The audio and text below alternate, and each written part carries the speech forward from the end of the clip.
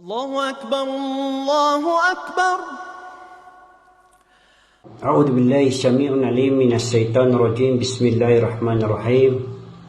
Mga kapatid sa panampalatayang Islam at ganoon din sa mga kapatid nating non-Muslim, ngayon po ay magbabangkit tayo uli ng hadith ng ating propeta Muhammad sallallahu alaihi wasallam.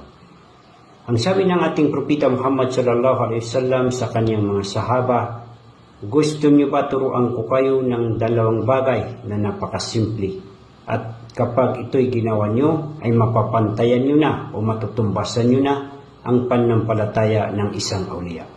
Ano po ang isang awliya? Sila po yung mga holy person. Ang sabi ng propeta Muhammad sallallahu alaihi wasallam, wattaqullah wa husnul khuluq.